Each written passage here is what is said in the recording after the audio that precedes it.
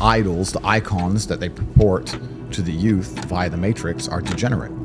Because they want a degenerate class of semi-miserable, sad people. Yeah. You're never going to be truly happy in your mind if you go against the teachings of God. I don't care how much money you make. If you're a bad person, you're not going to feel happy. I don't care how much money you make. If you snake people or lie to people or do bad to people, you're never going to feel happy true deep in your heart. True in your heart, we're intrinsically designed to do right and do good. And that's something that God gave us. And when you have that, you understand that that's more important than anything else. So these people who are up here promoting degeneracy, saying, take Percocets and bang girls and drink vodka and you're going to be great. I drink. I'm not saying I don't drink, but that's not my message, right? Yeah. And those people are never truly happy, and they're trying to purport that and convince people to do the same, so that the whole populace is never truly happy. And like I said, now we go in circles. We've already discussed why they don't want us to be happy. Exactly, so that's why. Do you think the drinking is like an escape of sorts, or? I love alcohol, right? I drink, right? So I'm a drinker, but it's not my message. I don't sit here on a podcast and say, everyone drink.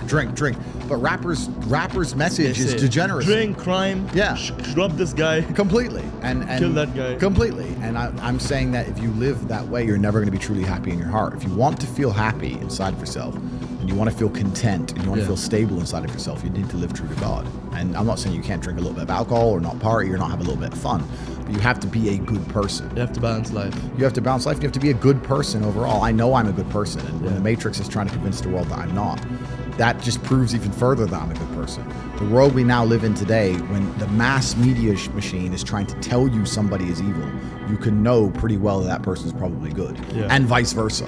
Like, there's a reason they're trying so hard to convince people to ignore their own ears. People listen to my message and go, that's a positive message. And the media machine's going, no, it's not positive. He's bad.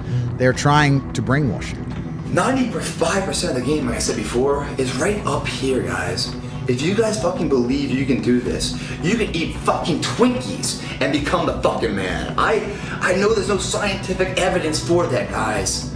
But I swear to you, obviously eating right, resting, having good cardio and everything else, all these things add up to equal weights, and they're all very important. But none of them mean anything without the mental fucking state that today I'm no longer being a fucking loser. Today I'm gonna change my fucking path. I'm gonna get on the path of success. I don't care how long that road is. I'm gonna see it through no matter what. Because you know what? I've been living enough years in this shithole, and I don't wanna be here anymore. I'm not happy with this. And I'm tired of making excuses. I'm tired of going through the same circular motion of shit. I wanna be different. And last I looked, every single day I'm getting older. Meaning, I'm gonna get older, I'm running out of time. I don't want to be this way. I want to get out of this. How do you get out of it? You say you're going to do it. You commit to it. You make it fucking happen. As you get into it, guys, and you feel that love, that sweat equity, that pump, that life that's found in non-tangible items. It's like the weights. There's no life in the iron. But when you grab and you start moving, somehow that iron brings life into you. You get that feeling, right? You stay on that path. Then you start applying all these other tricks for trade and everything else. Finding out what the optimal supplements are, what the optimal times to eat are, what the optimal cardio is. But apply yourself before you do any of this, guys. Don't make up another excuse that, I'm not gonna join the gym today, I'm not gonna go work out, because I don't know how many fucking proteins or fats or carbs I'm supposed to be eating. So therefore I shouldn't start until I have everything done. Life doesn't work that way. A little personal situation for me. I got a lot of goals in my life, and I'm trying to overcome one of them right now. And I'm like, as soon as I get this one done, then I'll move on to this one, then I'll move on to this one, then I'll move on to this one. Well, life doesn't work that way. You gotta be a jack of all trades, as well as a master of one. I know there are different ideologies, but it has to work that way. Meaning, life will not give you, okay, you've got 2 years to knock this one out, and then you have it done, and then we're gonna move it. No, it's an overlapping of everything, guys, and you learn it along the way. That's what makes it exciting. Don't just get into the gym. Find that fucking love, man. That mind, the body connection. You're gonna feel invincible. And then when you had that, that's 95% of the game. The last 5% is what you eat in your supplements and everything else, you know? That's going to enhance all your work so you get the most bang for the buck out of it. But it doesn't matter what kind of bang for the buck you get out of it if you're on the couch. Because on the couch, the bag is shit. And the buck isn't worth fucking the paper it's written on. I mean, I'm just focused, I'm just committed. You know when you say to yourself, right, you know what you've got to do, right? We all know what we've got to do. We say to ourselves, I should do it this way, or I should do this. And when you don't do that, and then you carry on, you feel, you know, like I always say, doubt is removed by action. So if you're not working, then that's where the doubt seeps in. So I knew things I should have been doing and things I shouldn't have been doing, and I still did them and didn't do them, if you get me. But now I'm listening to myself, and I followed my internal instruction, and it's just given me more passion and more focus and more drive, and I'm doing what I feel I need to do, and it feels good. So that's it. So there's different leadership styles. One right now is in this weakened society. It's the instant gratification. Give a pat on the back the second they do anything. Show them that they're doing a good job. Guess what? There's a lot of things in life that don't deserve a pat on the back. A pat on the back comes when you overachieve things that you're supposed to do. In life, there's a lot of things we're supposed to do. We're supposed to be our fucking best. We're supposed to get up early. We're supposed to work out. We're supposed to be uncomfortable. We're supposed to do all these fucking things that people are now looking for a fucking pat on the back. How about this leadership style? Instead of people buying into the fucking pat on the back, buying into this shit right here, buying into the fact that, guess what? Instead of looking for a pat on the back, let me look at being a better team person. Let me look at better self. Let me look at doing a better family, all this other shit. Look at being the person that you're not looking for a pat on the back, but you're leading from the front, knowing one thing. As a human being, we're supposed to do these things. Money does make life fun, but when you have limitations, you're better at living in the moment and you're better at appreciating things.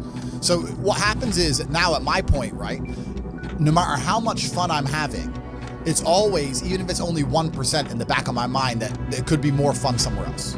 If I can go anywhere I want all the time with no limitations, I never have to turn up to a job, I don't have anything I have to do, I can go anywhere, right? And I got a plane waiting for me. If I'm in Marbella in the middle of a party, no matter how good that party is, how much fun I'm having, whatever girls I'm with, whatever, and my boy texts me from Mykonos saying it's going off in Mykonos, part of me is thinking, should I just...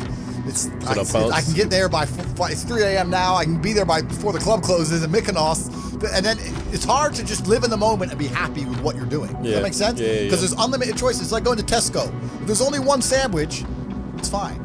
If there's 100 sandwiches, you start reading every sandwich, which one's the one I want, maybe that one was better, so the brokey days were good days, bro, man. Like, I'd get McDonald's, and you're laughing with your boys. The brokey days were great, and I'm not complaining about being rich. Obviously, I worked hard for this, and it's a fantastic life I live now. But I think without those brokey days, without those original days to compare it to, without that juxtaposition, then I don't think being rich would be fun at all.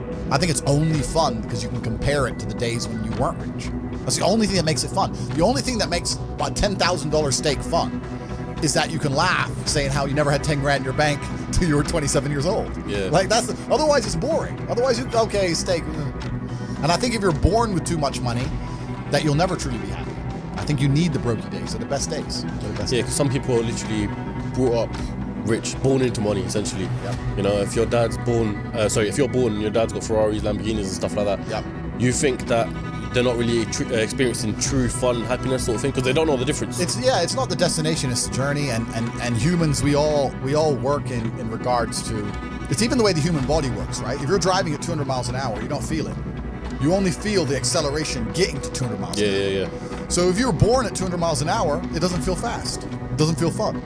Me, my life feels fun now because of all the acceleration to get here, and I can remember the times when I was stuck by the side of the motorway without a car. So I have that juxtaposition. Without that, it's not even interesting. It's not even fun. So the brokey days, anyone who's out here who's broke, good. These will be the happiest days of your life once you made it. You just got to remember everything and sit around with your boys. I mean, maybe some people change with money. Maybe if you get new friends and things change, but I hang around with the exact same people I did when I was poor. I got the same friends, I live with the same people, the same guys, same jokes, nothing's changed for me. So for me, I'm just a broke guy with a bunch of money. That's all that's happened.